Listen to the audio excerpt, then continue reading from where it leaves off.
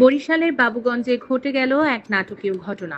ভুয়া এনএসআই পরিচয়ে বিয়ে করতে এসে ধরা পড়লেন এক যুবক।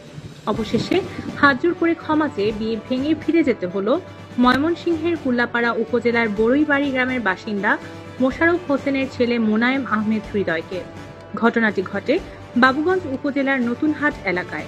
যেমন আমরা একটা নাগরিক বাংলাদেশে আমার ভোটার আইডি কার্ড আছে, একটা জন্ম নিবন্ধনের পত্র আছে, কোনো সম্মতি নেই। আমরা এইগুলো যখন বসাবসি করি তখন আমার কিছুই বলতে পারে না। প্রশাসনিক দিক কিছু কার্যক্রম বা কাগজপত্র প্রকাশনা কিছুই বলতে পারে না। তখনই আমাদের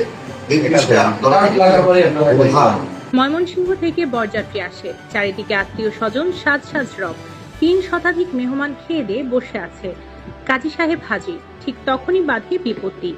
কনে পক্ষ জানতে চায় ছেলের আসল পরিচয়। বিভাগীয় একটা মানবাধিকারের সাধারণ সম্পাদক।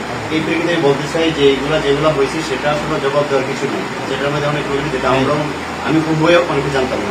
নিয়ে যে টাকা পয়সা বলতেছেন তারা কোনো আমাদের কাছে টাকা পয়সা নেয়নি।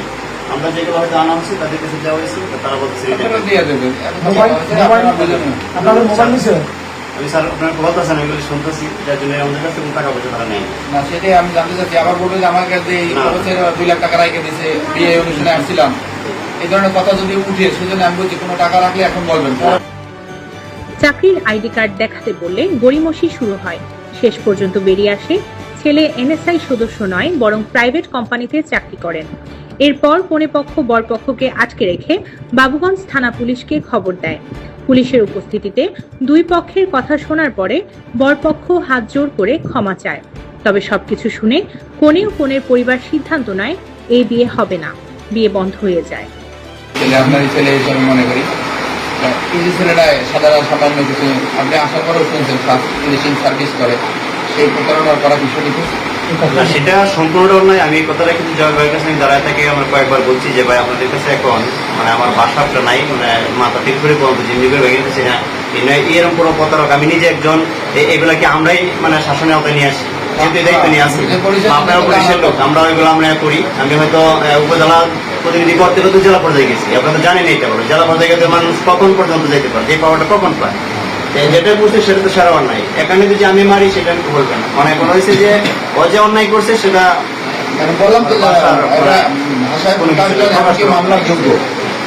এই জন্য আপনাদের কাছে একটা জিনিস অনুরোধ যে তার জীবনে যেটা করছে সেই অন্যায় আজকে যে আমাদের সবাইকে নিয়ে আসে, যে আপনার একটা অপমান করা হয়েছে। আর এই বেচারা একটা ভালো মানুষ, যার সাথে কথা বলছি, অনেক অত্যন্ত একটা ভালো মানুষ। সাপোর্ট দেখলাম ওনার যে একটা মানের মনে করেন যে মোটামুটি করতে হয়েছে, এইটা আসলে ওনাকে আমরা এই কিছুতেই এটা ফিরিয়ে দিতে পারবো না।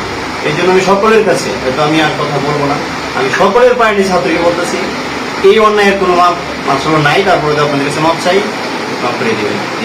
ফোনে বলেন, আমার সাথে কয়েক মাস আগে বরিশালে তার পরিচয় হয়। এরপর ফেসবুক ও মোবাইলে আমাদের যোগাযোগ ছিল। সে নিজেকে এনএসআই সদস্য পরিচয় দিয়েছিল। আজ জানতে পারলাম সে একজন প্রতারক। অবশেষে বরপক্ষ লিখিত মুচলেখা দিয়ে জানায় ভবিষ্যতে এমন প্রতারণা আর করবে না।